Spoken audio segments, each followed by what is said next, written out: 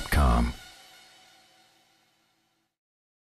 Je me lance. Donc, Florence Nostriano, je suis chargée de mission pour la délégation des travaux publics des Alpes de Haute-Provence. Laura Piantoni, moi je suis directrice générale de l'entreprise Cosepi France, donc c'est une entreprise plutôt de gros œuvres.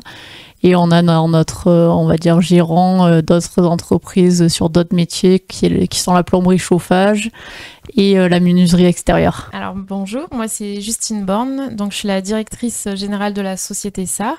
Donc nous on fait plutôt du réseau électrique et du photovoltaïque. Mais c'est vrai que sur les métiers encore vraiment purement du gros œuvre, le métier est encore un petit peu assez difficile pour avoir des femmes sur le montage des murs ou sur le coulage de plancher, c'est encore un petit peu restrictif. Par contre, sur tous les métiers du second œuvre, la peinture, le placo, l'électricité, le carrelage, on en voit beaucoup.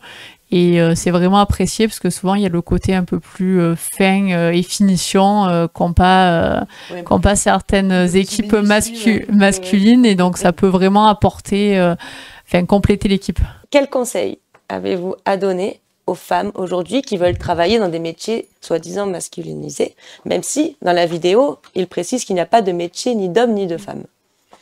Alors un conseil, c'est d'avoir confiance en soi. C'est pas parce qu'on est une fille, une femme, qu'on est moins bonne que les hommes, quoi. On a d'autres atouts qu'il faut exploiter. On est peut-être plus organisé. On fait peut-être des dossiers chantiers plus clairs que les garçons. On s'organise mieux, on fait des plannings. Voilà, c'est être sûr de soi. Moi, je rejoins Justine. C'est vrai y croire et je pense qu'on peut vraiment croire en ses capacités. On n'a pas, c'est des métiers qui peuvent être, comme on a vu, pour les femmes et pour les hommes. Malgré tout, je pense qu'on a chacun nos atouts. On a peut-être moins de force, mais on peut compenser sur d'autres choses, comme disait Justine.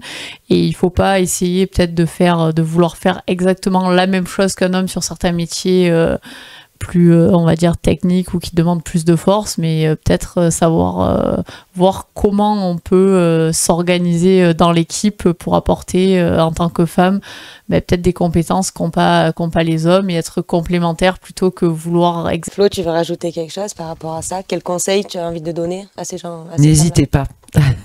Et si vous avez un doute, passez à la porte d'une entreprise, on vous donnera votre chance et vous pourrez venir tester ici que vous êtes aussi compétente que n'importe quel garçon ou quel homme. Bienvenue dans le BTP.